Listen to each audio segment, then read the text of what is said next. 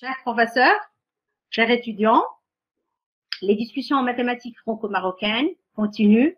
Je rappelle qu'elles sont une série de conférences organisées par le laboratoire de recherche Analyse numérique et analyse non linéaire, l'ARDESA, de la Faculté des sciences de Tétouan, Université Aghd Malik Saadi, et le laboratoire Analyse, géométrie et application, l'AGA, de l'Université Sorbonne, Paris-Nord. Coordination avec mon cher collègue, le professeur Benoît Rittaud. Aujourd'hui, c'est la 12e conférence dans cette série de conférences.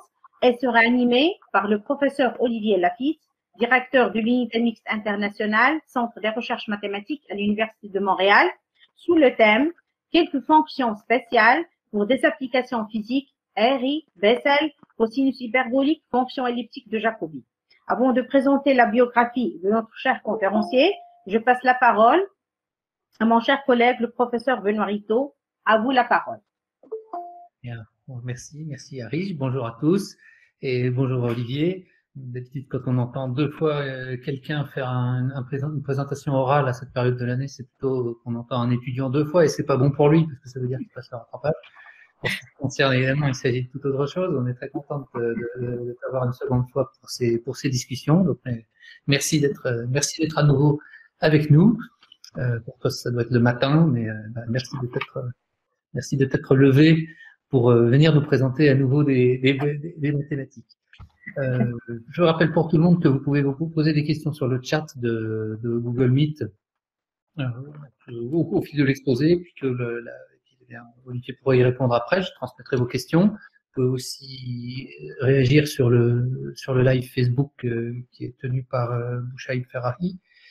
Et si vous préférez, vous pourrez poser vos questions à la fin. On aura une petite discussion orale avec le conférencier. Voilà, merci à tous. Merci Benoît. Le professeur Olivier Lafitte est un ancien élève de l'école polytechnique de Clézot en France. Il a obtenu le diplôme d'ingénieur du corps des mines en 1990. Il a obtenu son doctorat en mathématiques sous le thème des fractions pour les équations de Maxwell en 1992 et a obtenu le diplôme d'habilitation à diriger la recherche en 1998. Il est professeur des universités à l'Université Sorbonne, Paris-Nord. Au cours des mines, il a été ingénieur chargé de mettre en place une gestion de production par ordinateur micro-turbo. Il a été aussi affecté au commissariat de l'énergie atomique, direction des applications militaires, puis direction de l'énergie nucléaire. Il a été chargé de mission auprès de l'Institut de l'histoire de l'industrie. Il a été professeur invité à Indiana University et chargé de cours à l'école des mines de Paris, à l'école centrale Marseille, à l'école centrale Casablanca et à l'université Sidi Mohamed bin Abdullah à Fès. Il a été visiting scholar and lecturer in Massachusetts Institute of Technology. Il a été professeur à l'université technique de Munich en Bavière. Il a été directeur de la formation d'ingénieurs mathématiciens intitulée Mathématiques appliquées et calcul scientifique. Il a été aussi directeur de la stratégie électronique du Centre des recherches mathématiques in Rail Lab. Actuellement, le professeur Olivier Lafitte est directeur de l'unité mixte internationale au Centre des recherches mathématiques de l'Université de Montréal, de Canada. Il a pour mission de développer les collaborations et les échanges entre les communautés mathématiques. La conférence d'aujourd'hui porte sur l'usage de certaines fonctions spéciales connues depuis une certaine année pour traiter des problèmes physiques, les constituts en optique, les résonances extraordinaires en physique des plasmas, les cosinus hyperboliques comme noyaux reproduisants et les fonctions elliptiques de Jacobi pour le couplage thermohydraulique neutronique.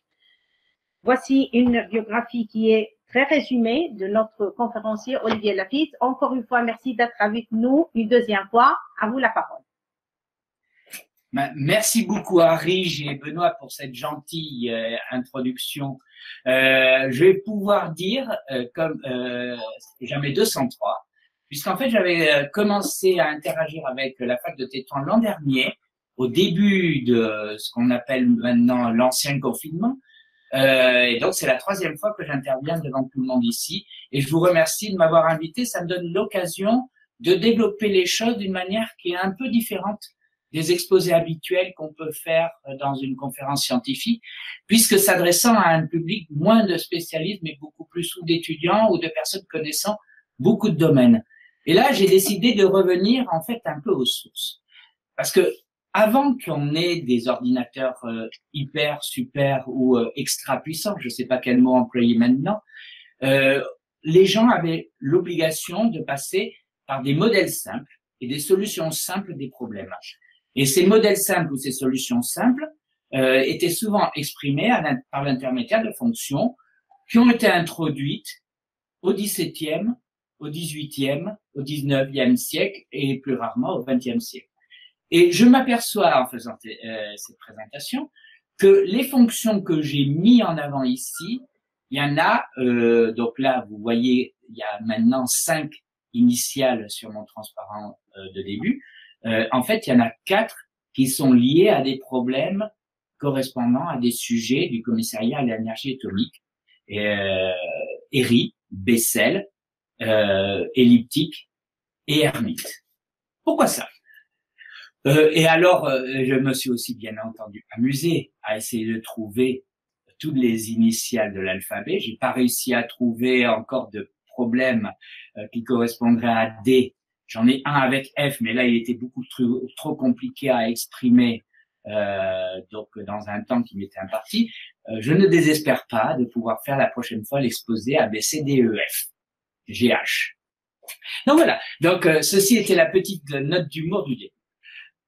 Pourquoi je présente des choses comme ça avant de rentrer dans le vif du sujet et chacune des sections, c'est que je me suis aperçu que ces fonctions spéciales, en fait, comme elles sont très bien connues, très bien tabulées, très bien calculées et présentes dans tous les logiciels de calcul, elles peuvent servir de modèles simples pour pouvoir représenter les choses sans avoir besoin de faire tout de suite l'ingénierie d'un code numérique compliqué.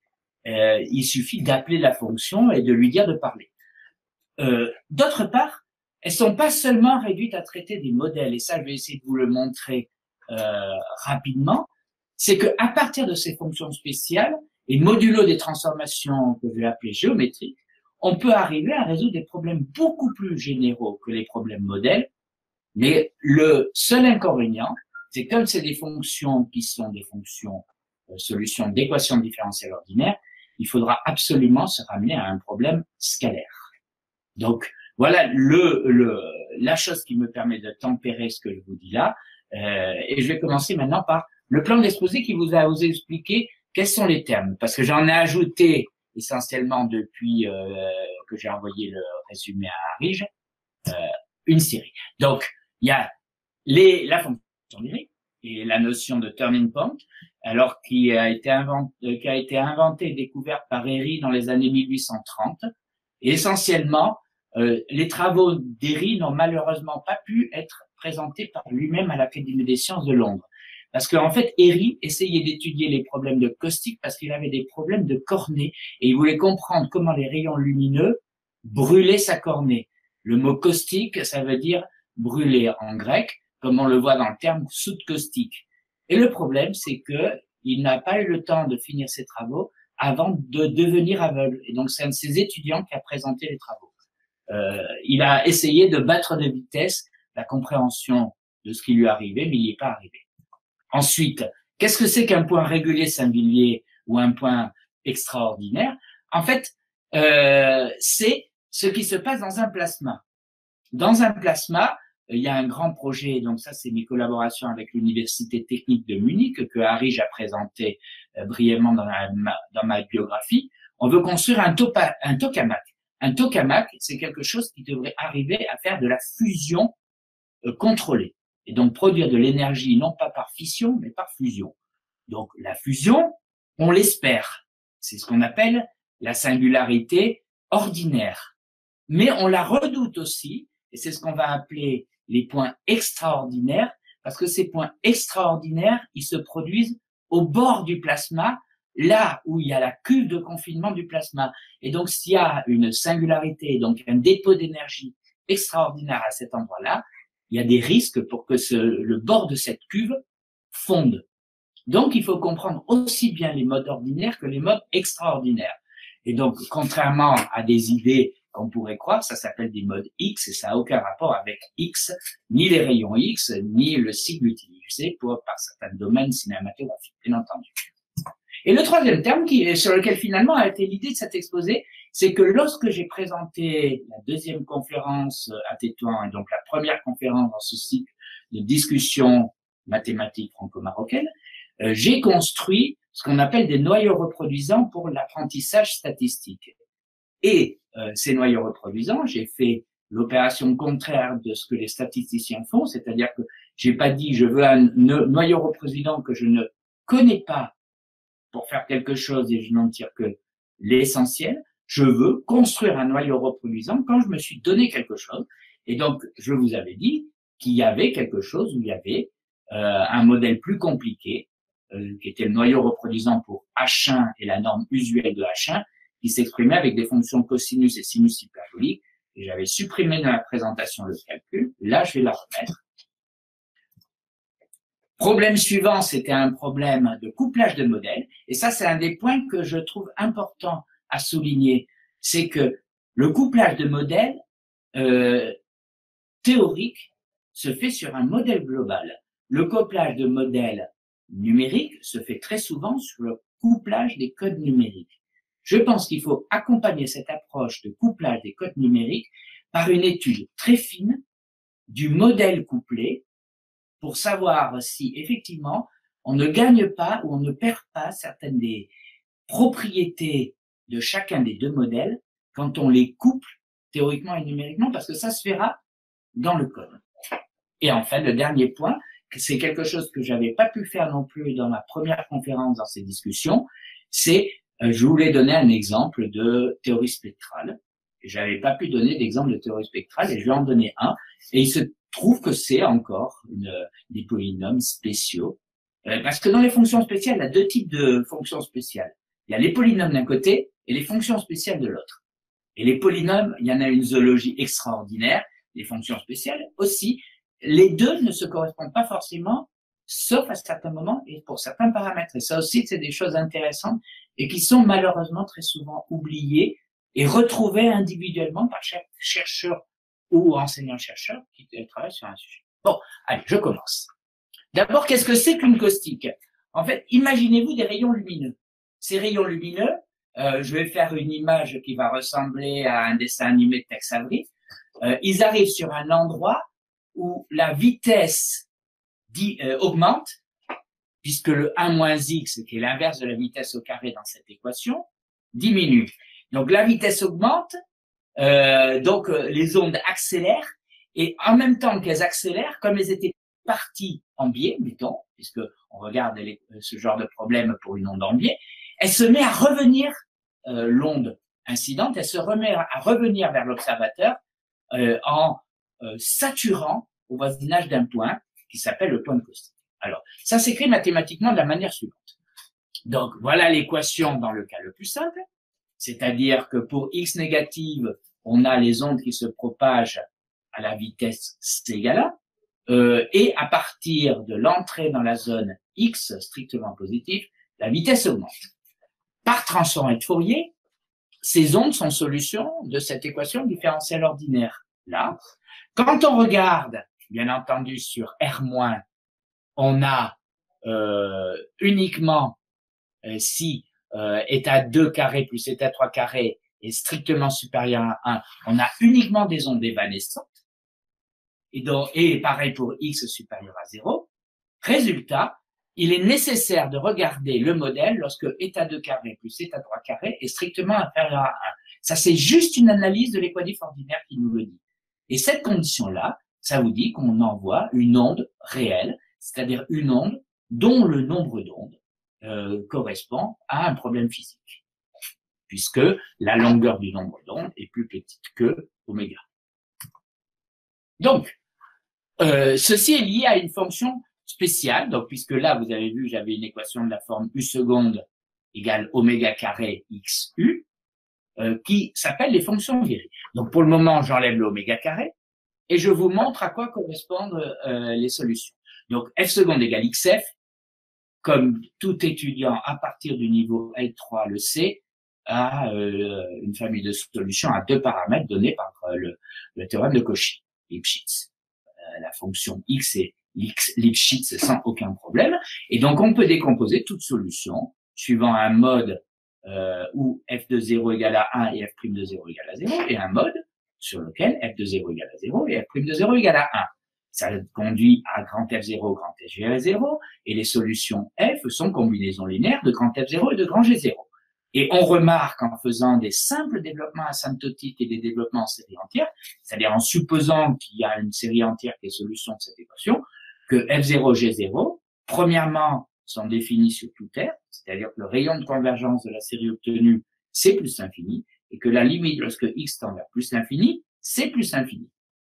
Donc, ces deux solutions-là, sauf si on arrive à adapter les signes, elles vérifient que f tend vers plus l'infini en plus l'infini. Donc, ouïouïouï, comment puis-je faire une transformée de Fourier d'un objet comme ça? Ça va plutôt être déplorable à faire. Donc, regardons de l'autre côté le problème en regardant ça en transformée de Fourier, en supposant qu'il existe qu'une solution, au moins, admet une transformée de Fourier au sens des distributions. Quand on transforme l'équation, on sait que le produit par x, ça se transforme en une dérivée par transformée de Fourier, que la dérivée, ça se transforme en un produit par xi. Donc, tout calcul fait, on arrive à une équation différentielle ordinaire linéaire à coefficient variable d'ordre 1, qui est f' égale xi carré f, dont je vous ai écrit toutes les solutions. Je vérifie bien que c'est un élément de f', c'est-à-dire c'est une fonction dans le dual des fonctions à décroissance rapide, donc tout va bien. Donc je peux trouver une expression intégrale en vérifiant des résultats d'intégration par partie simple qui dit que j'ai une formule pour RI de x, cette intégrale étant définie à titre d'intégrale oscillante. Et donc toutes les solutions qui, de cette équation différentielle ordinaire après transfert de Fourier, forment un espace vectoriel de dimension 1. Bizarre, bizarre. Je suis parti d'un espace vectoriel de dimension 2 quand je regarde f' égale xf, et j'arrive à un espace vectoriel de dimension 1 quand je regarde f chapeau prime égale x i carré f chapeau. Qu'est-ce qui s'est passé? Qu'est-ce que j'ai perdu? Eh bien, ce que j'ai perdu, c'est que j'ai une famille de solutions issues de l'équation de départ qui n'admet pas de transform de Fourier dans S'. Et donc, essentiellement, toutes les solutions de l'équadif ordinaire d'ordre 2 de départ, elles peuvent se décomposer en une collection basée sur la fonction d'Héry AI qui, elle, admet une transformée de Fourier dans S', et, d'autre part, une solution qu'on a appelée BI, qui est sa petite jumelle, c'est-à-dire essentiellement où on a changé le signe de la dérivée première par rapport à Héry, c'est-à-dire que les deux relations que je vous ai montrées sont vraiment des relations qui vous disent que ça s'oriente exactement dans l'autre sens au voisinage de x égale à 0. Et on remarque que ces fonctions-là, la fonction d'Héry, elle est exponentiellement décroissante lorsque x tend vers plus l'infini. Donc ça, vous vous doutez bien que ça ne peut que s'obtenir par le fait que f de 0 et f'0 sont adaptés pour que l'exponentielle croissante qu'on avait dans f0 et g0 soit annulée, respectivement. Donc, on a ce phénomène-là qui nous permet d'avoir une solution exponentiellement décroissante. Et bien entendu, l'autre, elle est explosive. Elle explose plus vite qu'une exponentielle puisqu'elle explose, elle explose comme une exponentielle à la puissance x3,5. Donc plus vite que l'exponentielle x. Et de l'autre côté, c'est-à-dire du côté x négatif, les choses se passent beaucoup mieux. Donc voilà la description de la fonction d'Héry.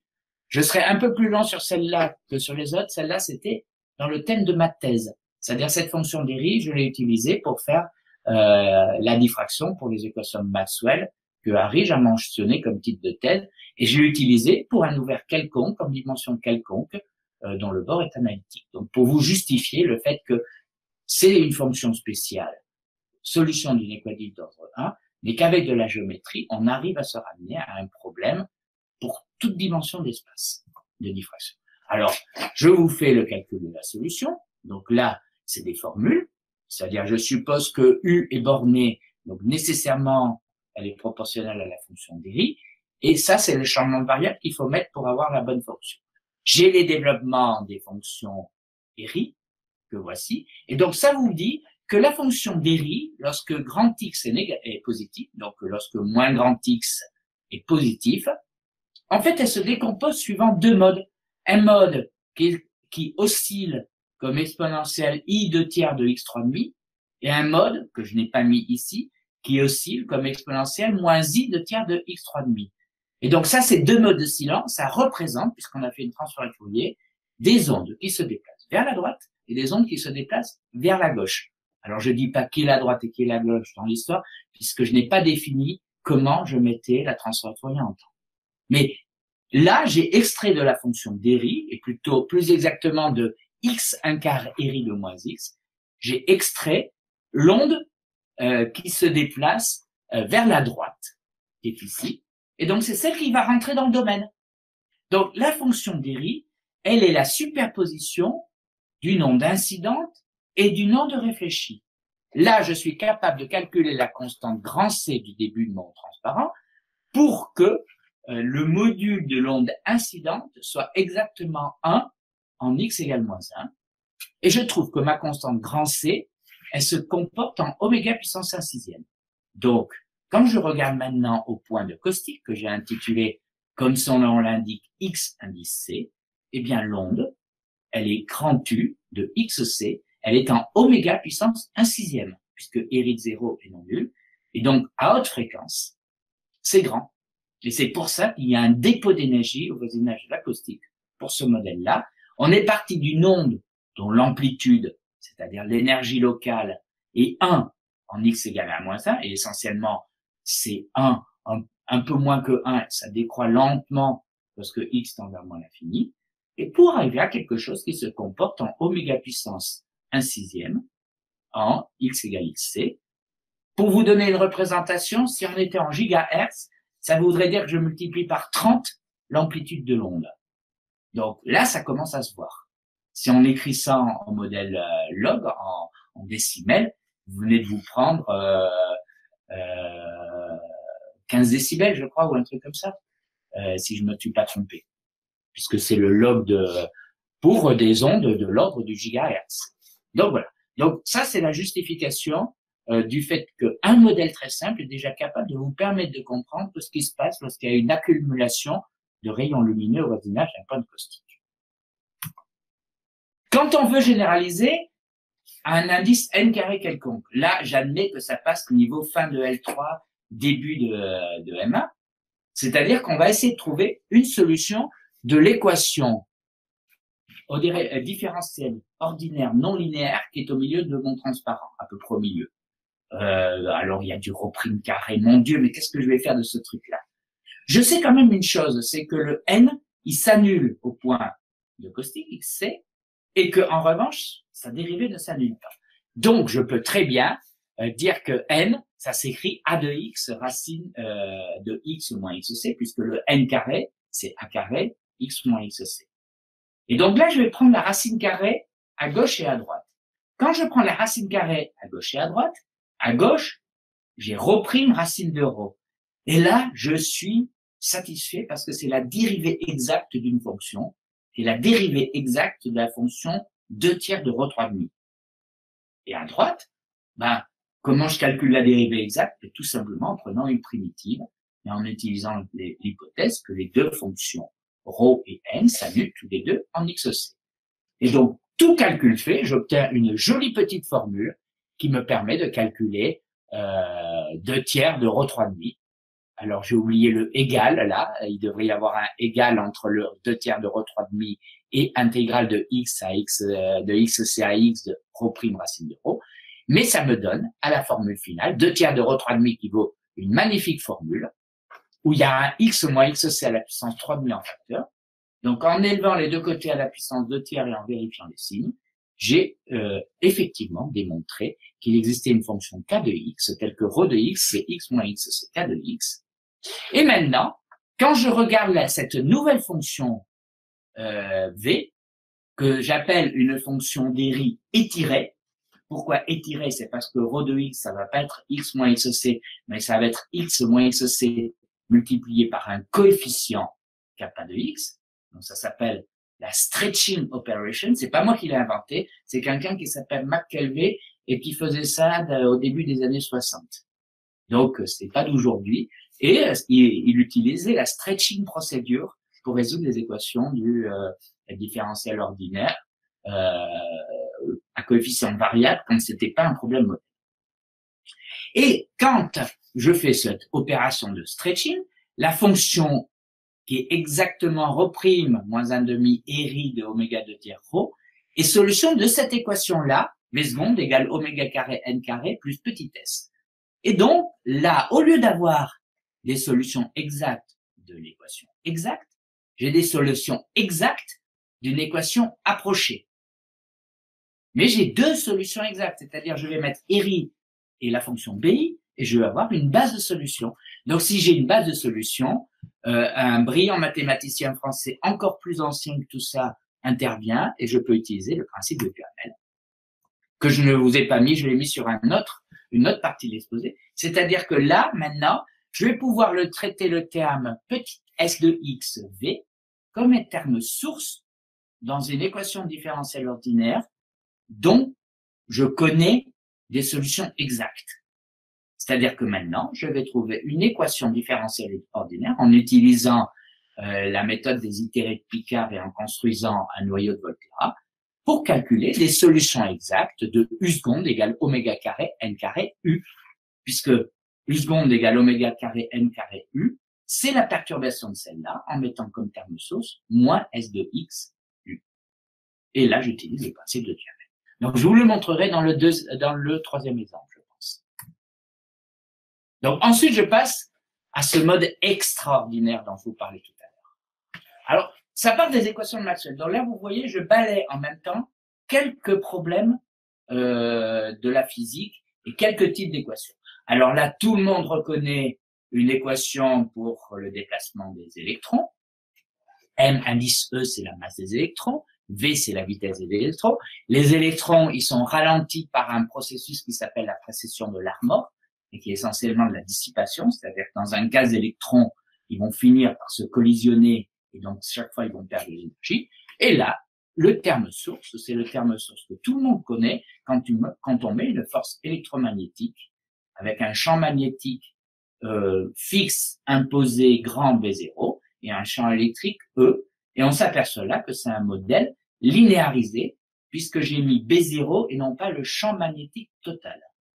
Donc, une fois que je trifouille les équations, en fait, je vous montre pas comment on le fait. Ça a été publié. C'est des travaux en collaboration avec Lise-Marie Imbert-Gérard, Bruno Després et Omar Maj. Donc, Lise-Marie qui est maintenant en Arizona, Bruno Després qui est à l'université, alors elle s'appelle Sorbonne Université, et Omar Maj qui est à l'Institut de physique des plasmas à Garching, à côté de Munich.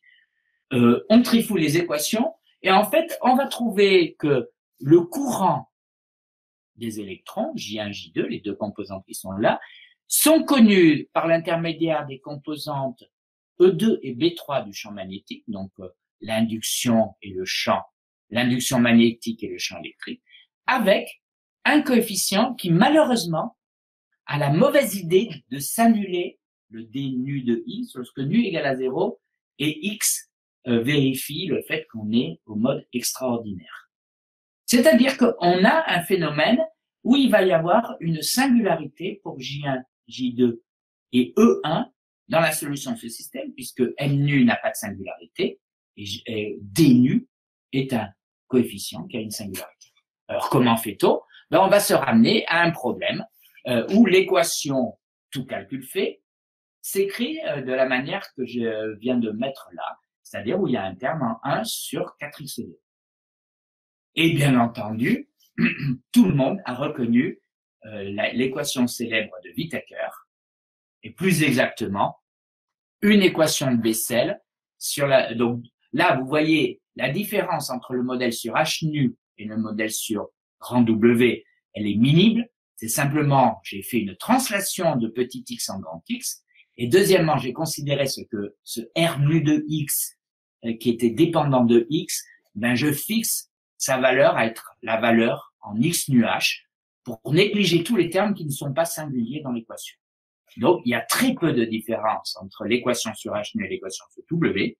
Et ensuite, il n'y a aucune différence entre l'équation sur W et cette équation sur W, où bien entendu, il aurait fallu que je mette un grand R ici, mais là, j'ai réécrit pour que tout le monde reconnaisse l'équation de Bessel, qui va être normalement sur le train. Ah non, bizarre. Ça a disparu, je ne sais pas pourquoi. J'ai pas dû le mettre sur cette version de l'exposé, mais bon, je vais vous raconter comment on fait. En fait, une fois que j'ai l'équation de Bessel, je vais pouvoir écrire toute solution grand W comme combinaison linéaire des fonctions de Bessel, J0 et Y0. Une fois que j'aurai J0 et Y0, je peux revenir toujours par une fonction stretching, c'est-à-dire la même fonction ρ que ce que j'ai fait tout à l'heure, à une équation approchée pour H nu. C'est-à-dire que si je calcule W de ρ de x multiplié par ρ' moins 1,5, comme j'avais fait pour RI de ρ de x multiplié par ρ' moins 1,5, je tombe sur une équation sur cette nouvelle fonction que je vais appeler W tilde, qui est l'équation sur H nu plus un tout petit terme. Et après, il suffira que je résolve à nouveau une équation sur ρ' en fonction de ρ. Je pense qu'en fait, j'ai chargé une version ancienne de l'exposé où j'avais pas encore mis ce calcul-là, donc je ne les ai pas. Mais ça tombe bien parce que de toute façon, je risquerais sinon de déborder encore une fois le cadre de mon exposé. Bon, donc, pour ce problème-là, nous avons pu nous ramener à une deuxième équation où là, c'est les fonctions Bessel qui jouent un rôle par l'intermédiaire des équations de Whittaker et aussi, encore une fois, par l'intermédiaire d'une fonction d'étirement, c'est-à-dire construire une transformation géométrique. Donc, la transformation géométrique qui va pouvoir prendre en compte ce terme Ré que je souligne là sur le transparent pour remplacer grand R et trouver une équation sur la fonction de stretching qui aura effectivement les mêmes propriétés que le ρ que nous avons obtenu précédemment. Le troisième problème, c'était le problème que je vous avais mentionné. C'est-à-dire que ce que je vous avais mentionné, c'est que, en fait, l'application qui a f fait correspondre la prise de la valeur en un point x, c'est une application continue sur h1 de moins 1 au sens de la topologie de h1 de moins 1, parce que l'injection canonique de h1 de moins 1 dans C0 est continue. Donc, une fois qu'on a ça, on sait que l'équation différentielle que j'écris ici, qui est a de xv égale b de x, quel que soit v, pour un x fixé, admet une unique solution par le lemme de l'axe Milgram. Donc là, je choisis comme forme bilinéaire symétrique définie positive le produit scalaire usuel, et donc j'obtiens ce calcul-là. Donc, je ne sais pas pourquoi. Bon, voilà, c'est là. Donc voilà, je vous fais le calcul. J'avais mis la conclusion avant le résultat des calculs. Donc voilà, on va trouver cette fonction-là. Et ça, c'est ce qu'on appelle un noyau reproductible. Donc, comment le fait-on? On commence par trouver l'équation différentielle ordinaire que l'on obtient sur la solution UX après intégration par partie lorsque j'ai pris V dans C infini 0. Donc, c'est une équation classique dont les solutions vont être les cosinus et sinus hyperboliques. Donc, sur Y inférieur à X, ça s'écrit sous cette forme-là. Sur Y supérieur à X, ça s'écrit exactement sous la même forme. Pourquoi je suis obligé de changer de forme? Mais parce qu'en fait, d'après l'équation variationnelle, il y aura une masse de Dirac au point Y égale à X. Donc, il faut que je puisse tenir compte de la masse de Dirac. Donc, je commence par écrire l'égalité variationnelle qui est ici, c'est-à-dire U' de X V' plus U V, intégré sur moins 1, qui vaut V de X, quel que soit V. C'est pas quel que soit X, et donc ça, c'est quelque chose qui est, pour vous, étudiants, un changement de paradigme. X devient maintenant un point fixé, et la chose que vous avez le droit de faire varier, c'est une des fonctions. Donc, c'est vraiment les principes de ce qui a été introduit dans les théories des formes faibles ou la théorie des distributions. Donc, quand vous résolvez cette égalité, là, puisque vous avez une expression de UX pour X supérieur à Y et pour X inférieur à Y, vous allez remplacer dans les expressions. Vous obtenez cette formule-là, donc je vous fais confiance sur le fait de ne pas pouvoir la lire et d'être sûr que j'ai écrit des choses justes. Mais après, il y a une petite remarque quand même, c'est que quand on regarde cette expression-là, on s'aperçoit qu'il y a une dérivée totale exacte à la fois sur moins 1x et sur x1. C'est une dérivée totale exacte, on va pouvoir intégrer. Et comment on va pouvoir intégrer? Bon, on va arriver à la formule que j'ai écrite ici, où j'ai calculé les valeurs en moins 1 et en petit x, respectivement, pour la première partie lorsque j'ai a et a', et en petit x et 1 lorsque j'ai grand B et grand B'. Donc il se trouve que le a et le b disparaissent, ici, mais pas là. C'est-à-dire que là, je vais avoir une combinaison, et donc là, maintenant, je vais choisir 3 types de fonctions v différentes. Premièrement, une fonction v polynomiale qui vaut 1 en moins 1, 0 en x et en 1. Vous prenez quelque chose d'affine par morceau, par exemple, ou un polynôme de degré 2, ça va marcher. On va trouver que a' égale à 0. On trouve aussi que b' égale à 0 par la même méthode. Et enfin, pour arriver à trouver la dernière équation, on va supposer qu'on prend une fonction v qui vaut 0 en moins 1 et 1, donc qui appartient à C infini 0 de moins 1, 1, et dont la valeur en x est 1. Et une fois qu'on a ça, on trouve cette égalité-là. Donc, on a une égalité entre A et B. Aïe, il m'en manque, j'ai A', j'ai B', et une égalité entre A et B, il m'en manque une. Pas vraiment. En fait, sans le dire, j'ai supposé, dans ma formule, que j'ai utilisé UX de classe H1. Si UX est de classe H1, elle est continue en Y égale X. Si elle est continue en Y égale X, ça va me donner une deuxième égalité sur U. Et donc, sur les coefficients A et B, 2 égalités sur les coefficients A et B, je les ai trouvées. Et la formule est celle-là. Donc, vous voyez, c'est bien symétrique par rapport à Y égale à X, donc c'est quelque chose qui vérifie l'égalité qui est à la fin de ce transparent-là. Donc ça, c'était le troisième problème. Passons au quatrième problème, qui est un problème de couplage de 2 mondes différents de la physique. 2 mondes différents de la physique que je vais schématiser par une petite anecdote. Donc ça, c'est un problème qui vient de l'époque où je travaillais au CEA. Donc il y avait au CEA un service qui s'occupait à la direction de l'énergie nucléaire de calculer les solutions de la mécanique des fluides caloporteurs à l'intérieur des réacteurs, c'est-à-dire essentiellement le circuit d'eau primaire ou secondaire des réacteurs. C'est le bâtiment qui s'appelait le bâtiment 470. Et il y avait un deuxième bâtiment qui s'appelait le bâtiment 454 et qui, lui, calculait la neutronique du cœur du réacteur. Et ces 2 bâtiments étaient séparés par une cour ombragée, sans voiture ni rien. Et moi, j'imaginais le couplage des 2 bâtiments, donc des 2 problèmes, des 2 modèles, de la manière suivante. Un stagiaire qui descend en courant les escaliers du bâtiment 454, qui traverse la cour pour apporter un listing ou, dans une époque beaucoup plus reculée, des cartes perforées qui donnaient les valeurs de données qu'on appelait au bâtiment d'hydrodynamique 454. Et réciproquement, une fois que le bâtiment 454 avait fait ses calculs, il y avait un deuxième stagiaire qui descendait en courant et qui amenait les résultats du modèle de couplage de code. C'est ça que fait un couplage de 2 codes.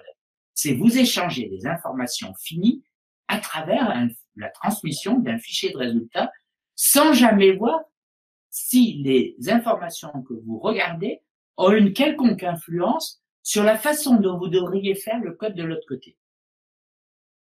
Donc, c'est fait en général en première approximation parce qu'il y a souvent eu des développements très très bien faits de chacun des 2 domaines qui ont atteint un niveau de perfection relativement important.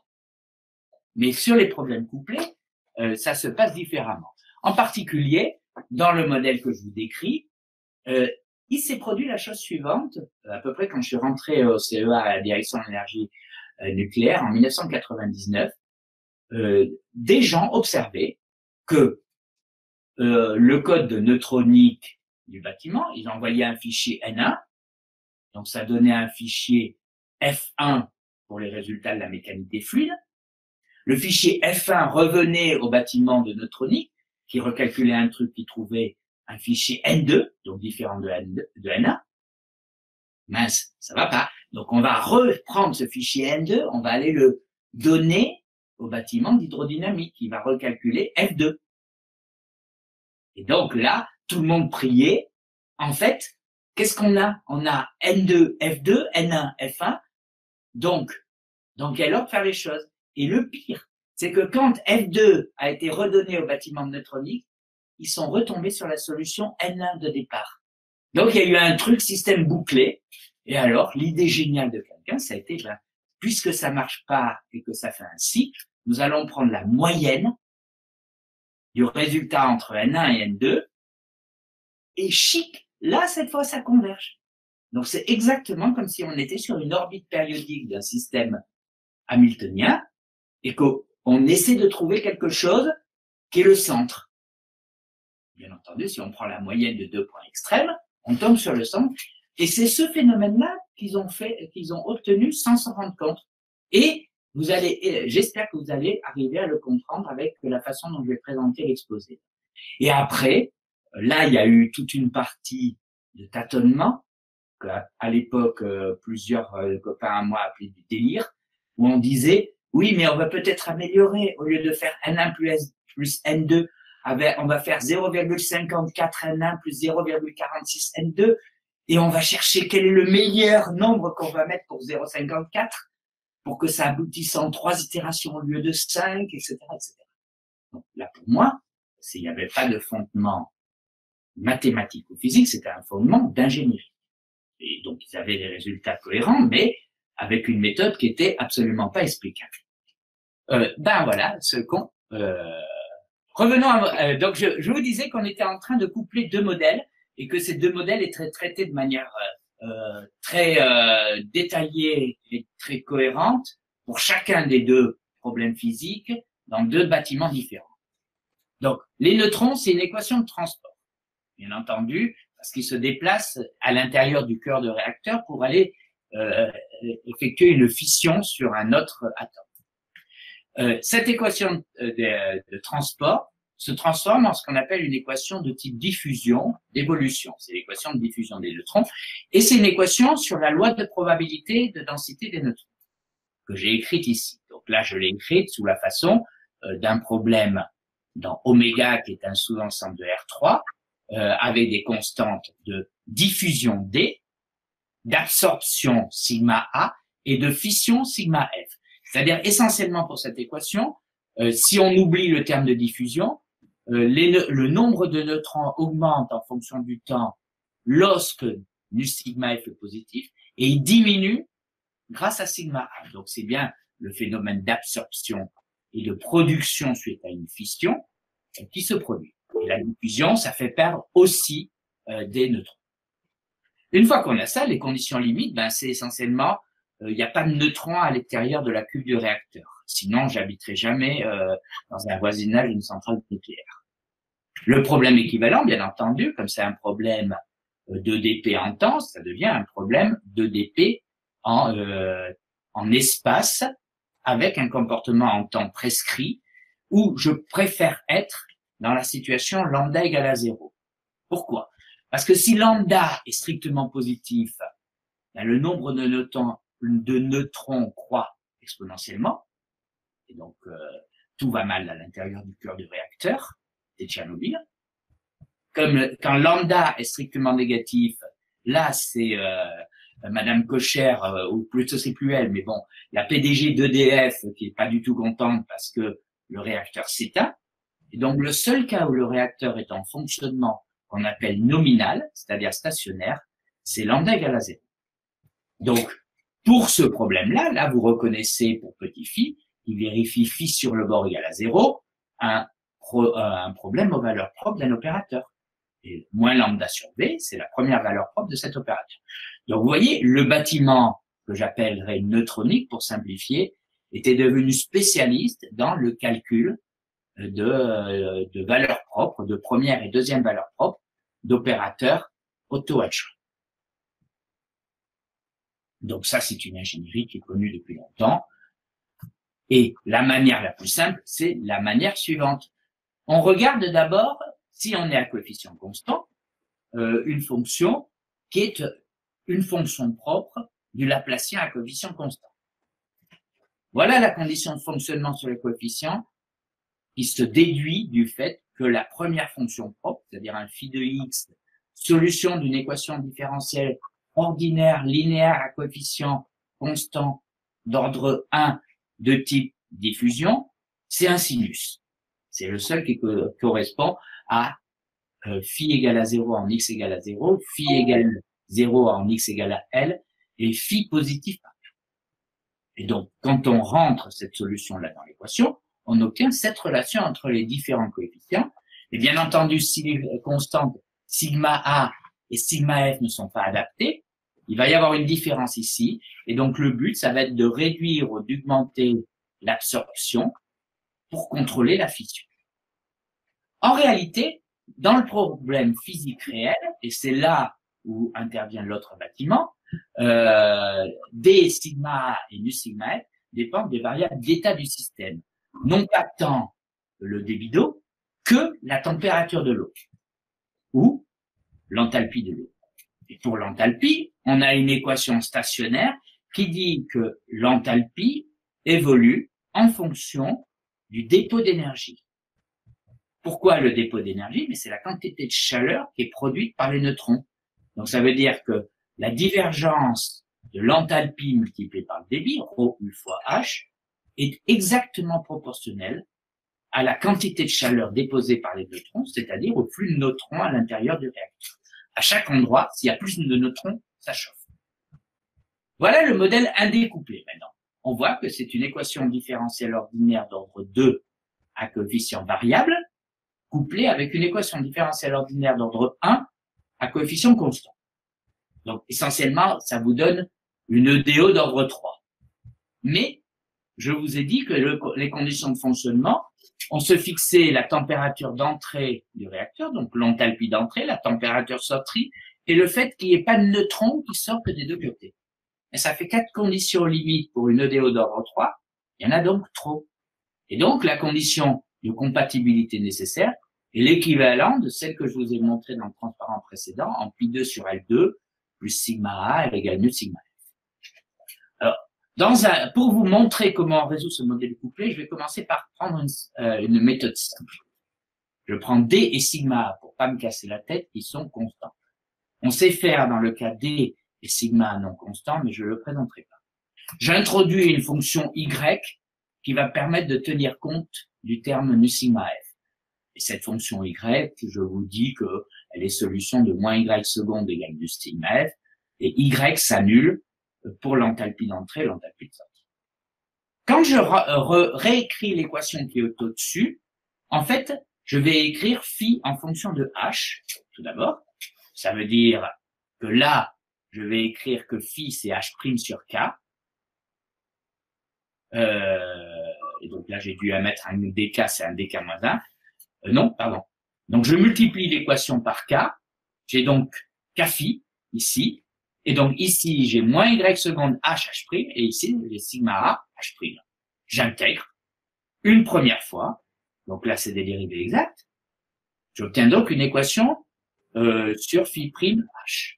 Je multiplie par phi. J'ai donc ici un terme phi prime qui s'intègre à vue. Et j'utilise le fait, bien entendu, que phi, c'est H' sur K, pour avoir ici un sigma H'. Donc là, j'intègre à nouveau une autre fois, et j'obtiens l'équation qui est ici sur phi carré sur 2 et H, où j'ai finalement obtenu cette fonction grand Y. Donc ça, ces calculs étant faits, je vous dis simplement que je me suis ramené à cette équation à la fin. J'ai pu calculer les constantes C0 et C1 par le fait que phi était nul en Z égale à 0 et en Z égale grand L, et que H valait HE et HS respectivement en Z égale à 0 et Z égale à grand L, ce qui me permet d'éliminer les constantes C0 et C1. Donc voilà. Et cette équation, si vous vous souvenez que phi, c'est proportionnel à H', ça devient une équation différentielle ordinaire, non linéaire, d'ordre 1. C'est normal. Parce que je suis parti d'un système 2DO non linéaire d'ordre 3 et j'ai fait 2 intégrations. Donc là, pour le moment, tout va bien. Tout est cohérent. Mais vous voyez maintenant, ce n'est plus du tout un problème de valeur propre pour phi. C'est une équation différentielle ordinaire non linéaire. Et je vais en avoir, dans des cas particuliers, une solution explicite. Et c'est là, à nouveau, je vais faire réintervenir mes fonctions spéciales. Donc, le cas le plus simple, à part sigma f constant, c'est le cas où sigma f est un polynôme de degré 1 en h. Donc, sigma f fonction affine. Là, on va trouver que grand y, c'est un polynôme de degré 3. C'est un polynôme de degré 3 dont on sait qu'il est nul en h égale he et en h égale hs.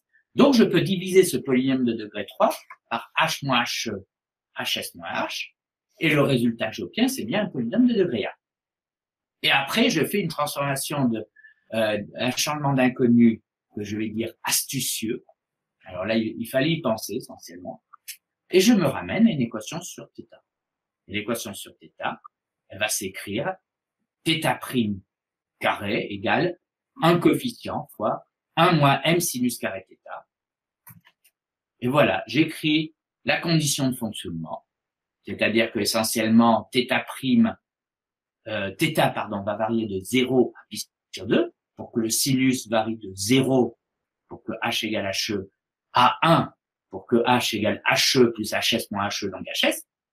Donc aller de he à hs, ça correspond à dire que θ va de 0 à pi sur 2 et que je suis entre z égale à 0 et z égale à grand L. Donc voilà la condition de fonctionnement qui est la généralisation de la condition de fonctionnement que nous avions tout à l'heure, qui était le fait que pi2 d sur L carré plus sigma a était égal à nu sigma L. Donc premièrement, j'ai la condition de fonctionnement. Deuxièmement, je sais calculer la fonction θ de z en fonction de z, et ça s'appelle les intégrales elliptiques. Et donc, c'est pour ça qu'il y a le E. J'aurais pu aussi le classer sous la lettre J, parce que c'est ce qu'on appelle les intégrales elliptiques de Jacobi.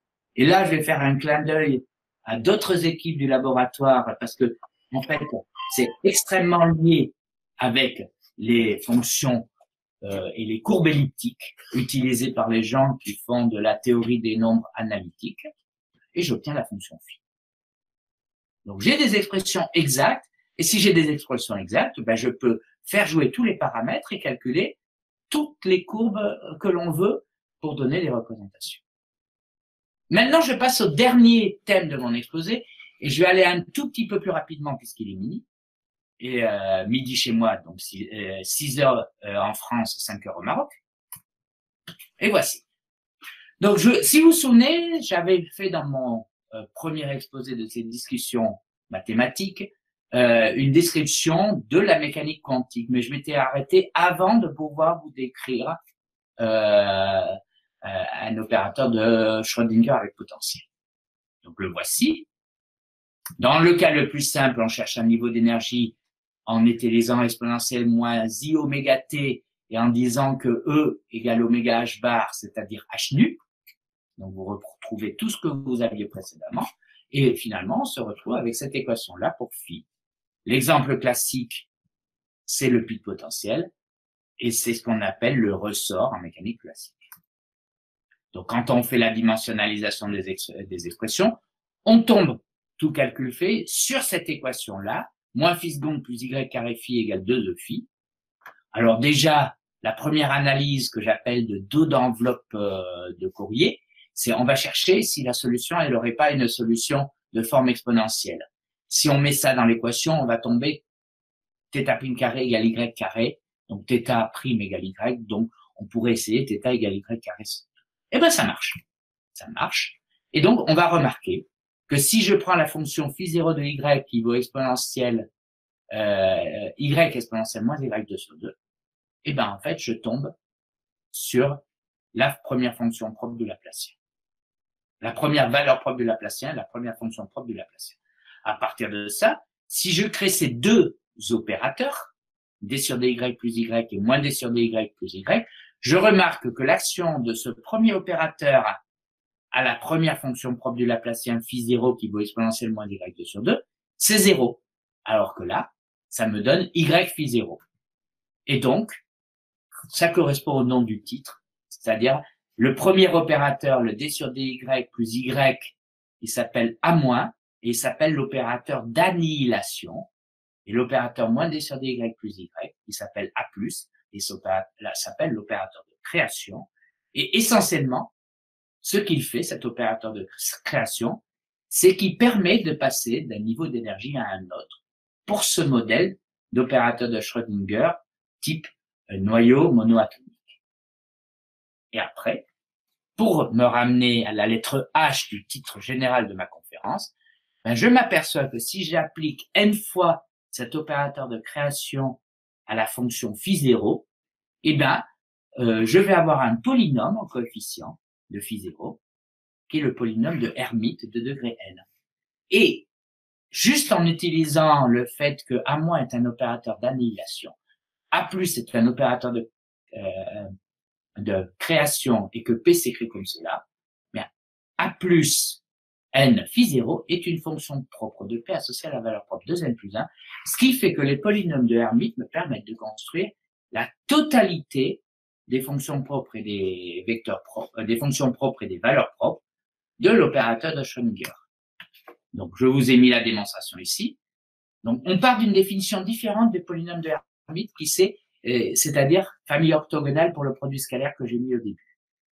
Et après, j'utilise le fait qu'il y a cette orthogonalité pour vérifier que les A plus n phi0 sont bien les polynômes de Hermite. Donc, je le fais là. Et ensuite, je vérifie par ces calculs-là que si je suppose qu'à l'étape n, A plus n phi0 est bien une fonction propre du Laplace, de l'opérateur petit p associé à la valeur propre de n plus 1, ben pour A plus n plus 1, je tomberai sur 2n plus 1 plus 2, c'est-à-dire 2n plus 3. Et finalement, tout calcul fait, j'obtiens les valeurs propres associées à ce modèle d'oscillateur harmonique. Et c'est un des modèles les plus courants utilisés en physique pour évaluer le spectre des atomes monoatomiques. Et ça se construit toujours en physique et toujours encore maintenant en prenant les polynômes de Hermite. Voilà mes conclusions. Donc, premièrement, les fonctions spéciales qui sont bien tabulées et qui sont présentes sur Python, MATLAB, Mathematica, Scilab, SymPy, etc., ça nous permet de calculer des solutions modèles explicites de beaucoup de problèmes de la physique. Donc, on peut toujours se ramener au 1D dans la plupart des cas pour commencer à étudier un problème. Et même le 1D, on n'a pas forcément besoin de se restreindre au modèle où on a exactement la fonction spéciale, mais on a toutes les fonctions.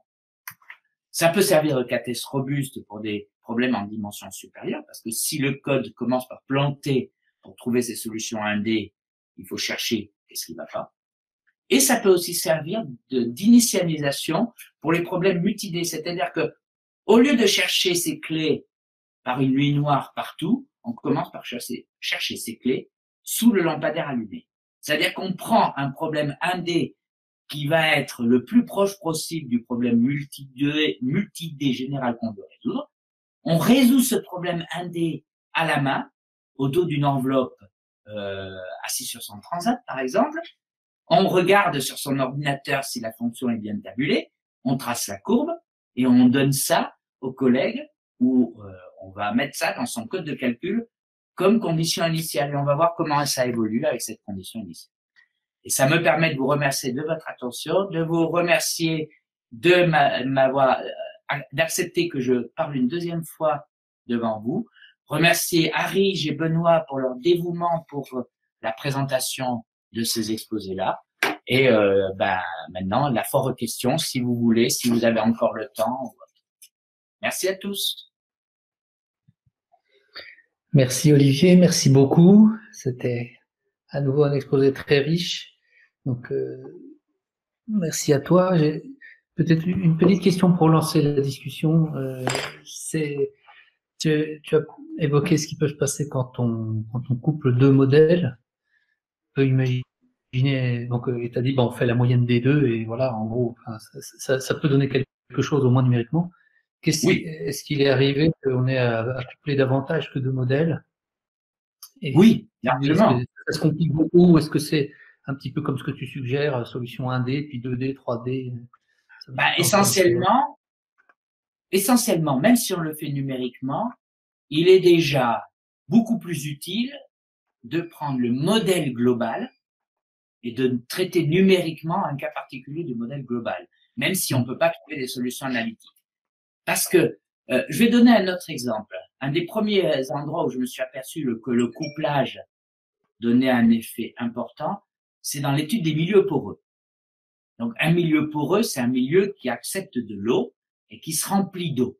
Et une fois qu'il est rempli, on peut plus mettre d'eau. Ça, c'est ce que vous dit l'équation des milieux poreux, la loi de Darcy, etc. D'un côté. Mais d'un autre côté, quand il y a un vrai modèle de la physique là-dedans, eh ben, l'eau, elle occupe quand même un peu de place. Donc, elle va pousser les autres atomes du milieu poreux. Et donc, le milieu poreux, ce n'est plus un solide indéformable dont on remplit les pores, il se déforme. Quand on regarde le milieu poreux, c'est une équation elliptique non linéaire dégénérée, puisque quand la porosité est remplie, il n'y a plus d'équation elliptique. Donc, c'est un problème dégénéré.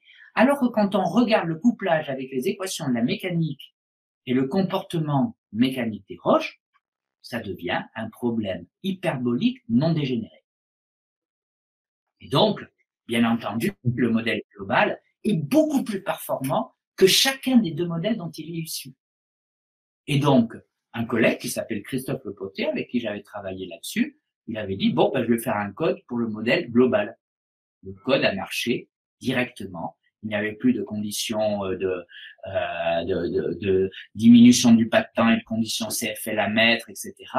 Alors qu'il fallait mettre une condition CFL, donc courante Friedrich-Lévy, c'est-à-dire imposer un rapport delta T sur delta X suffisamment petit pour que les choses se fassent bien, il n'y avait plus besoin de ça, puisque le modèle devenait donc non dégénéré, donc géré par la constante de coercivité du modèle, et non plus par une pseudo-viscosité qu'on ajoutait à la main dans chacune des équations pour être sûr qu'on ne va pas avoir un plantage de l'algorithme de Newton, etc. Donc, même du côté global, le modèle numérique global a des chances d'être plus dur à traiter, mais beaucoup plus performant et beaucoup plus proche en revanche des propriétés qu'on espère du milieu. Et si même le modèle global ne fonctionne pas, à mon avis, ça veut certainement dire qu'on a besoin de changer de modèle.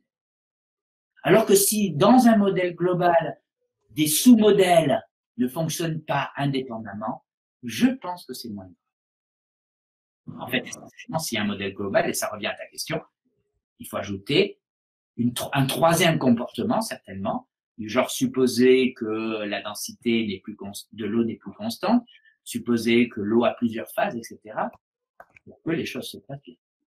Mais voilà, donc, traiter numériquement un modèle global, mais malheureusement, ça fera pas forcément plaisir à Laurence Alperne qui aime bien coupler des modèles. Traiter numériquement un modèle global est en général beaucoup plus robuste que traiter séparément des modèles et améliorer le couplage. Les deux sont pas incompatibles. Les deux doivent être menés en parallèle.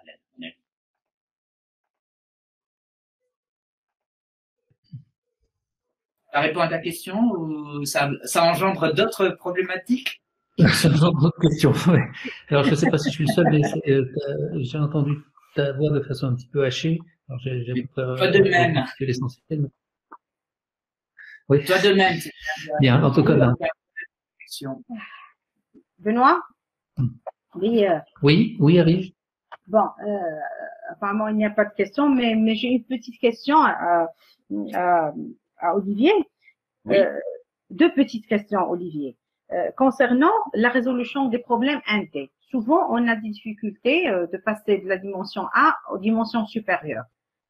En général, Oui. par exemple dans les problèmes que j'étudie, en général en dimension A c'est moins difficile. Je ne veux pas dire que c'est facile, mais c'est moins difficile. Mais concernant les problèmes couplés que vous avez exposés, est-ce que vous avez essayé avec les dimensions supérieures, par exemple? Où reste la difficulté? Oui. Alors pour les problèmes couplés, effectivement, on peut passer à la dimension supérieure. Je l'ai fait, mais dans un autre cas, finalement en se ramenant à la dimension 1 grâce à la transformée de Fourier. Voilà, donc c'est essentiellement ça. Ou tous les avatars qui correspondent à la transformation de Fourier, c'est-à-dire prescrire un comportement en exponentielle oscillante, complexe, dans les variables transverses à ce qui se passe en moyenne. C'est-à-dire essentiellement, ça s'applique quand il y a une direction privilégiée, quand on peut connaître une direction privilégiée au départ. L'exemple type d'une direction privilégiée, c'est vous êtes dans une rivière, il y a un courant. Donc ça nous donne une dimension qui a une plus grande influence que les autres. Et donc, l'idée de base, c'est essentiellement d'écrire un modèle non linéaire dans cette dimension-là et linéarisé dans les autres directions. C'est un peu ce que j'ai présenté dans mon modèle de physique des plasmas, puisque mon champ B0 que j'ai imposé, finalement, comme il est constant, il va imposer une direction privilégiée de l'espace. Et après, j'ai tout mis en B2, E3, etc., qui indique que j'ai traité le problème en faisant les transforts de Fourier dans la direction perpendiculaire à ce B0. Donc voilà, une des méthodes pour aborder un problème 3D grâce à ça, c'est premièrement de regarder s'il n'y a pas une direction qui est un peu privilégiée par rapport aux autres, même si on est 3D, et commencer à regarder le sous-modèle d'étude 1D induit par cette direction privilégiée s'il n'y avait pas de perturbation.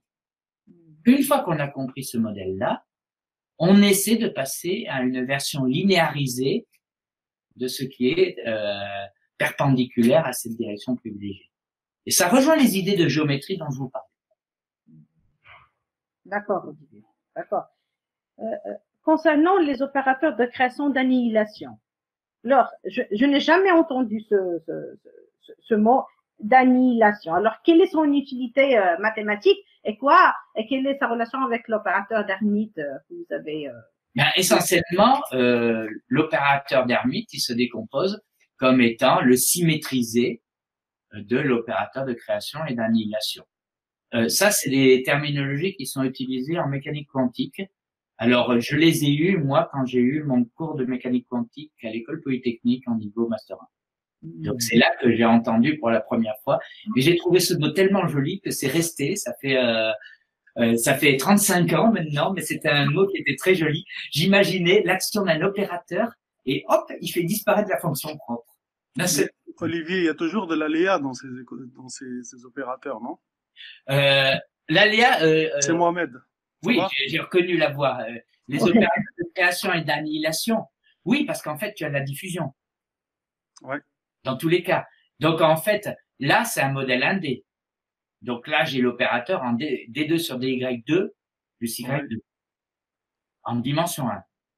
Donc là, je mets pas d'aléa. Alors après, selon les deux versions et selon les deux modes dans le monde dans lequel on est, soit tu peux dire que les directions transverses, c'est la diffusion aléatoire. Ouais. Donc, c'est là qu'on peut penser au brownien et après à utiliser l'intégrale d'Ito pour essayer de moyenner. Soit tu peux dire que la direction transverse, c'est un opérateur de diffusion classique pour les gens qui font des ODP. Donc tu vois, on peut avoir les deux interprétations. Je pense qu'elles sont équivalentes par le monde probabiliste d'un côté et le monde déterministe de l'autre de ce problème de l'aléa. C'est-à-dire, tu peux modéliser, comme tu peux modéliser un brownien par une équation de la chaleur, tu peux modéliser cet aléa à mon avis par la diffusion transverse. Il me semble. Je sais pas si ça te convainc ou si ça correspond. Si, je voulais savoir, en fait, est-ce qu'on peut utiliser l'équation de chaleur dans ce genre de choses, en fait. Et c'est vrai que les browniens, c'est, en général, on peut les modéliser par, ouais, ça me parle. Par la chaleur. Et tu vois, en fait, le moins D2 sur DY2, soit tu lui ajoutes un DW, soit tu lui ajoutes un Laplacien. Ouais. Et donc, un Laplacien en dimension supérieure. Ouais. Ça revient à l'opérateur de diffusion, en fait. Tout à fait. Un opérateur de diffusion en dimension supérieure qui tient compte des directions dans lesquelles l'aléa peut se propager. Okay, merci, c'est clair. H2 Renault, la bonne référence. Benoît, Olivier, est-ce que, par exemple, en attendant que les questions surgissent, par exemple, si vous travaillez un problème en utilisant l'opérateur Laplacien, est-ce que vous avez essayé de le généraliser à l'opérateur P Laplacien, Olivier? Je n'ai jamais fait le P laplacien. En revanche, j'ai fait le laplacien sous la forme boucle de A grade. Je suis essentiellement du monde des opérateurs pseudo-différentiels. Et donc, le P laplacien en pseudo-différentiel, ça induit des complexités que j'ai pas du tout étudiées. Donc, j'ai pas du tout regardé ça. Je préfère mettre de la géométrie dans l'opérateur. Et au moment me contenter du laplacien. Le P laplacien, il est probable que ça fera la même chose, mais j'ai jamais regardé de problème dessus. Mettre de la géométrie dans l'opérateur, je vais essayer de le résumer par une phrase. Au lieu d'étudier un opérateur simple sur un bord compliqué, je redresse le bord et j'étudie un opérateur compliqué sur un bord qui est devenu simple.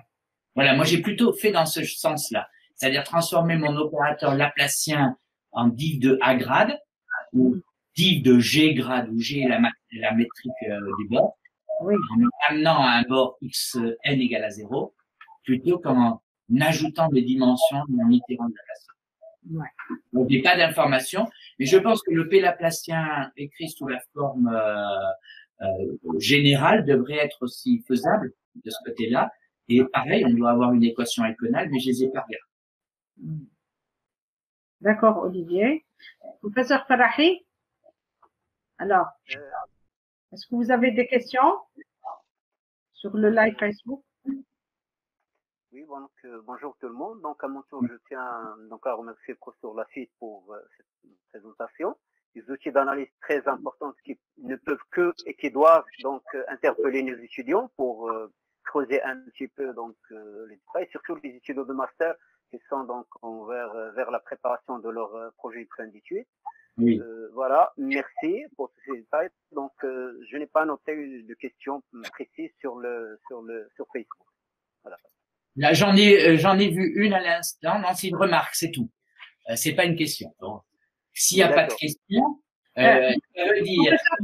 Le professeur Jbari qui a levé la main. Oui. Merci. J'ai juste une petite question. Pour l'équation de transport,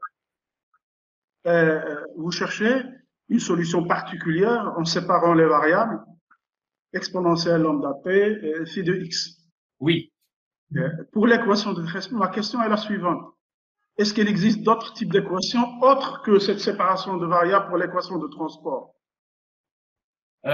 Alors, en fait, le problème n'est pas essentiellement de résoudre l'équation de transport.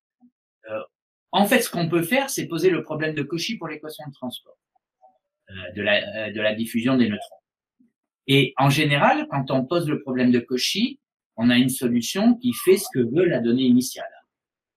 Et en particulier, elle peut être explosive seulement en certains points, etc., en temps, lorsque t dans la coupe l'infini, et tout et tout. Mais ces solutions-là, elles sont éliminées par le calcul. C'est-à-dire que les gens, ils vont adapter la condition de Cauchy initiale pour qu'il n'y ait aucune explosion en temps. Justement parce qu'ils veulent calculer un réacteur en fonctionnement nominal. C'est-à-dire un réacteur pas en situation accidentelle. Donc, en fait, oui, ils regardent tous les types de solutions. Moi, et tout le monde traditionnellement donne cette analogie de dire que si ça se passait mal, il faudrait que j'aie une solution exponentielle en temps. Mais en général, ça peut se passer beaucoup plus mal que simplement exponentielle en temps avec un lambda fixé. Ça pourrait être exponentielle lambda t dans dans plein de directions différentes avec des lambdas qui vont dépendre du point, etc. C'est beaucoup plus compliqué en réalité. Mais comme le but, c'est d'obtenir lambda égale à 0, on prend cette présentation-là, puisque dans le cas lambda petit, l'exponentielle lambda t comme part de la solution est une hypothèse raisonnable. Est-ce que ça répond à la question Oui, merci. Merci, professeur Jbari. Donc, Benoît, je crois qu'on va clôturer. Ça fait presque 1h30 qu'on est connecté. Oui. Donc, vous avez un dernier mot avant de clôturer, Benoît, Olivier? Alors, moi, je te laisserai le dernier mot, Olivier. Moi, un dernier mot pour te remercier, pour remercier tout le monde et Arish, bien sûr, avec qui j'ai beaucoup de plaisir à travailler, et pour m'excuser par avance parce que pour la dernière, malheureusement, de la semaine prochaine, je ne pourrai pas être là et je laisserai Harish s'en occuper tout seul parce que je suis à des euros de concours, des euros de CAPES, et ça ne laisse vraiment aucun degré de liberté pour s'occuper. Je regrette beaucoup de pour la dernière, mais je serai bien sûr avec vous en pensée. Merci beaucoup. Et Harish, je te laisse conclure. Enfin, vous, Olivier, si tu veux dire encore. Merci Benoît, merci Harish. En fait, le mot de la fin, c'est tous les étudiants se disent là qu'ils ont simplement un panorama d'une toute petite partie de l'ensemble des possibilités qui sont offertes par les mathématiques et les mathématiques appliquées, que même si quelque chose appartient théoriquement aux mathématiques appliquées, il peut utiliser des idées de théorie des nombres, comme je l'ai montré, que la connaissance des modèles de la physique n'a pas besoin d'être une connaissance très approfondie, mais vraiment une vision de base des modèles de la physique qui permettent déjà de comprendre beaucoup de choses. C'est-à-dire, il est inutile à un étudiant en mathématiques ou en mathématiques appliquées, dans un premier temps, de lire l'intégralité des 800 pages d'un traité de physique pour aborder un problème, et que, effectivement, la beauté des mathématiques, c'est qu'elles peuvent s'appliquer à énormément de problèmes qui intéressent le monde, on va dire le monde réel ou le monde industriel ou le monde d'autres disciplines, pour donner des débuts de réponses, peut-être pas toutes les réponses que les gens espèrent, mais des débuts de réponses qui permettent de comprendre un peu mieux le monde et l'industrie qui nous entoure. Voilà, moi c'est ça la conclusion générale que j'aimerais faire de ma conf et de l'objet des mathématiques appliquées en tant qu'objet philosophique. Oui, merci Olivier. Moi aussi, je tiens à vous remercier franchement pour ce riche exposé qui a présenté l'usage de certaines fonctions spéciales connues depuis des années pour traiter des problèmes physiques. Alors, je remercie Benoît, je remercie Fadahi, je remercie Jbali, je remercie tous les conférenciers qui ont participé aux discussions mathématiques franco-marocaines et qui ont contribué, bien sûr, à enrichir ces discussions. Alors, je vous donne rendez-vous la semaine prochaine, le mercredi 16 juin, avec le professeur Ouknin Youssef, sous le thème noyau de transition et processus de Markov, construction canonique. Alors, soyez au rendez-vous à la semaine prochaine, 16h GMT plus 1h. Au revoir. Merci beaucoup. Merci tout le monde. Au revoir tout le monde. Au revoir.